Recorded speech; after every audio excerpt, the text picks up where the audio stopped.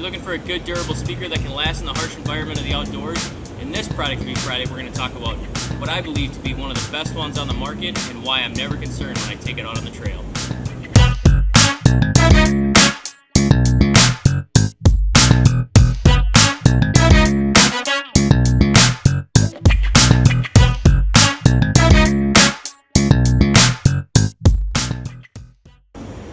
Hey guys, Chris here with Midwest ATV.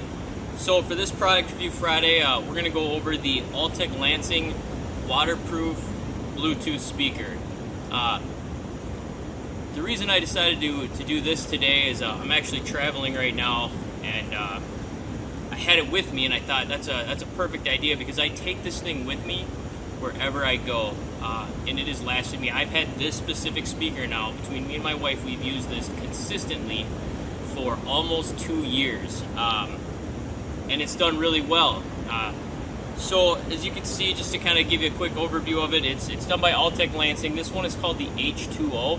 There's a bunch of different models. I'll put the link in the description to where you can go to get this specific model, and then as well as a link that'll take you to the other models so you can kind of see the variation. But the reason I like this one is because of the size, its portability, and how durable it is. Okay, so as you can see, it's got a rubber coating on the outside.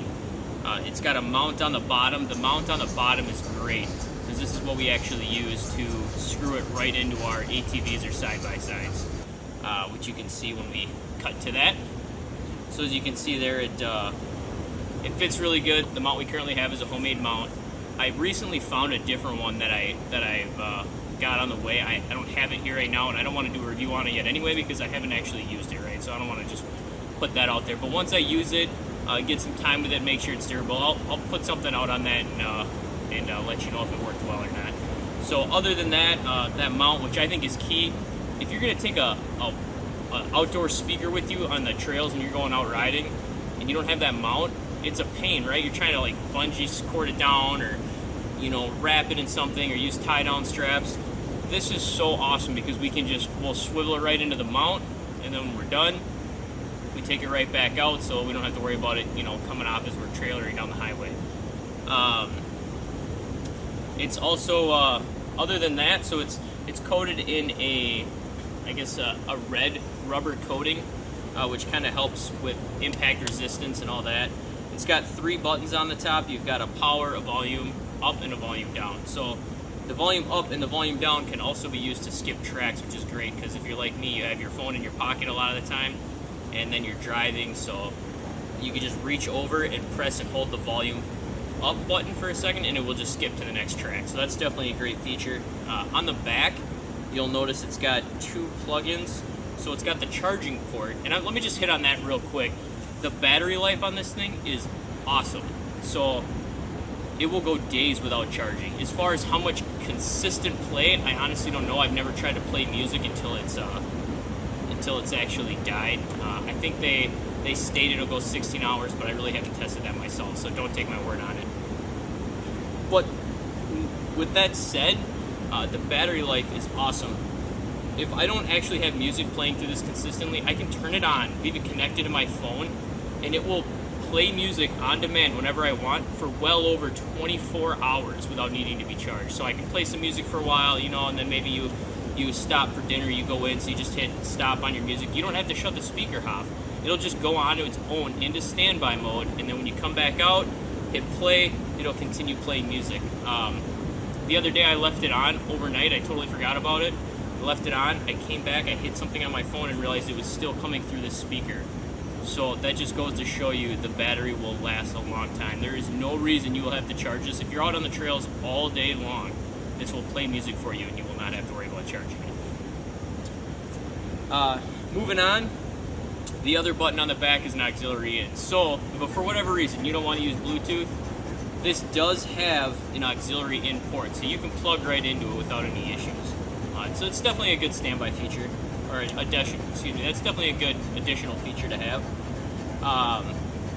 Other than that, it's a pretty basic speaker, right? It's small, it's durable, it's got that long battery life. So let's move on to some of the things that aren't so great about it. There are a couple, although not many, so I'm kind of stretching for these. That just goes to show you how good of a speaker I really think it is. The startup volume is by far its worst feature. So when you turn it on, it will tell you, powering on, essentially. And then when you turn it off, it'll tell you powering off. Not a big deal, right? However, it doesn't maintain the volume at which you last listen to music. So if I had this on a quiet mode and I'm just kind of trying to listen to some music, in my hotel room or whatever, out on a patio, and you have it down kind of low and you go to power it off, it says powering off at full volume. So it's super loud when you start it and stop it, and there is no way to adjust that. I don't know why they did it that way, but it's kind of obnoxious. The other thing that makes it, I guess, kind of a downside is the paint on the screen. So on the front of the screen is it kind of chips away over time. You can see mine. I didn't clean this up at all. I just wanted to show you as is, just to show that it's been beat up. I've used this a ton, but that's not dirt. That's actually paint that's chipped away on the screen. Not a big deal, right? It's aesthetics. Who really cares? But it's definitely a downside to it, is that will chip away over time. And then the sound quality. So this specific model, the H2O, the sound quality is good. It's not great, right? It's not, if you're an audiophile, to be totally honest, probably none of these speakers are going to be for you, because you need the super high-end, $1,000 Bluetooth speaker. But I will say the audio on this is very good. It's not great. So I have another Bluetooth speaker, a couple $100, super nice. I love it. However, it's not waterproof. It's not mountable. I'm not going to take it out on the trails. It's 3 times the size of this.